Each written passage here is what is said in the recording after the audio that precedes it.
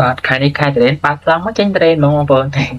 អូខេបងប្អូនពេលនេះគឺយើងធ្វើដំណើរកំសាន្តមកលេងខេត្តកំពតម្ដងទៀតហើយតែម្ដងនេះគឺនាំអារម្មណ៍ពុកម៉ែបងប្អូនឲ្យឃើញមកទិដ្ឋភាពច្រើនមែនតើបងប្អូនគឺមកគេងតាមមួយយប់2ថ្ងៃតែបានដើរកំសាន្តច្រើនកន្លែងមែនតើបងប្អូនគឺយើងឆ្លងកាត់មានស្រែអំបិលបាទជិះទូកកំសាន្តលេងទៅមើលស្មៅសមុទ្របាទនេះបងប្អូនឃើញកដកនឹងប្រភេទស្មៅសមុទ្របងប្អូនហើយយើងអាចជិះទូកលេងកំសាន្តនៅតាមច្រកផ្លូវនៃព្រៃកោងកាងបាទបងប្អូនអ្វីដែលសំខាន់ជាងអាចជិះទូកកាយលេងកំសាន្តក៏បានដែរបងប្អូនគឺបានច្រើនបែបច្រើនយ៉ាងមែនតើអ្វីសំខាន់គឺយើងមិនដល់ទៅធ្លាក់អម៉ាល់ទៀតបងប្អូននេះបាទ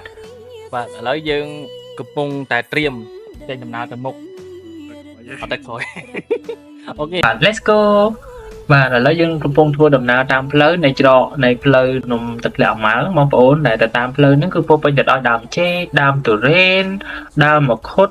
អូច្រើនមែនទែនបងប្អូនសិតតែភោគផលកសិកម្មរបស់ពុកម៉ែបងប្អូនយើងដែលរស់នៅតំបន់ទឹកធ្លាក់អម៉ាល់នោះតែម្ដងអញ្ចឹងបងប្អូនទៅចន្លោះខែនេះគឺអត់ខ្វះអត់ព្រួយនៅដំណាំកសិផលដែលបងប្អូនយើងដាំបងប្អូនគឺធម្មជាតិតែម្ដងអញ្ចឹងយើងចូលមកដល់ទឹកធ្លាក់អម៉ាល់បងប្អូនគឺស្រស់ស្អាតមែនទែនបងប្អូនចង់ដឹងថាខ្ញុំមានលេងទឹកកំសាន្តអត់មានបងប្អូននៅប្លង់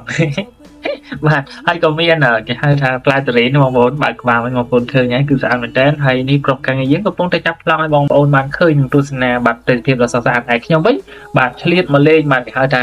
អាចឆ្កែអាំងម៉ែបងប្អូនពណ៌ដូចមែនទែនតែស្លូតគ្នាស្លូតមែនទែនបងប្អូនបាទតែបងប្អូនកុំគួរលេងដែរអូខេនេះគឺយើងចាក់ចែងពី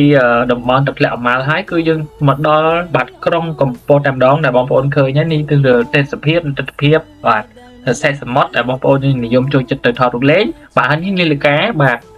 ហើយ background ខាងក្រោយនាឡិកាគឺភ្នំដែលក្រុមខ្ញុំកំពុងតែធ្វើដំណើរមកបាទអត់ថតទិដ្ឋភាពលើផ្លូវកស៊ូទេគឺទិដ្ឋភាពផ្លូវធំតែម្ដងឲ្យឃើញថាស្រស់ស្អាតប៉ុណ្ណានេះគេហៅថាប្រភេទស្រែអំបិលបាទនេះបងប្អូនយើងជិះកាត់ខ្សែអំបិលហើយយើងក៏ឆ្លៀតឆ្លងមកហ្នឹងគឺនេះបងប្អូនចាប់ទិដ្ឋភាពពីលើគឺឃើញសត្វបក្សាវិស័យកំពុងតែហោះលាចាក់ត្រនំឬក៏ហោះចូលត្រនំបាទបងប្អូនបាទពេលទៅសៀលហ្នឹងបងប្អូនបាទហើយយើងក៏ឃើញបាទបងប្អូនប្រជានេសាទយើងគាត់ជិះទុកបាទនៅតាមច្រកនៃផ្លូវព្រៃកោងកាងហ្នឹងត្រឡប់ទៅផ្ទះវិញបាទហើយបងប្អូនឃើញផ្ទះមួយជួរហ្នឹងគឺជាប្រភេទផ្ទះស្នាក់បងប្អូនទៅដល់តំបន់ហ្នឹងគេហៅថាតំបន់កំពង់សាមគ្គីបាទគឺមានផ្ទះស្នាក់សម្រាប់បងប្អូនស្នាក់នៅមើលថ្ងៃរៀបលិចដ៏ស្រស់ស្អាតឃើញបងប្អូនជានេសាទយើងជិះទូកត្រឡប់មកវិញតាមស្របតាមថ្ងៃរៀបលិចហ្នឹងគឺស្អាតមែនតើបងប្អូនហើយនេះគឺព្រលឹមឡើងបងប្អូនព្រលឹមឡើងគឺក្រុមការងារយើងចាប់យកមកប្លង់ទៀតថ្ងៃរះមកបន្តិចហ្នឹងឃើញតាមគេហៅថាជំនាញផ្លូវដែលបងប្អូនជានេសាទឬក៏បងប្អូននៅតំបន់សហគមន៍ហ្នឹងគាត់ធ្វើបាទសម្រាប់បងប្អូនយើងដើរកំសាន្តមើលបាទព្រៃកោងកាងជិះទូកកៅចាក់លេងបាទនៅតាមច្រកអូនៃព្រៃកោងកាងហ្នឹងបាទគឺដឹងថាសប្បាយបងប្អូនឃើញហើយនេះក្រុមការងារយើងតែ2នាក់ផងបងប្អូនទៅចាស់អ្នកទៀតសប្បាយប៉ុណ្ណាទៅបងប្អូនបាទអ្វីដែលសំខាន់បាទរូបនឹងគឺភ្ញៀវជាតិនិងអន្តរជាតិគាត់ជាកំសាន្តទេ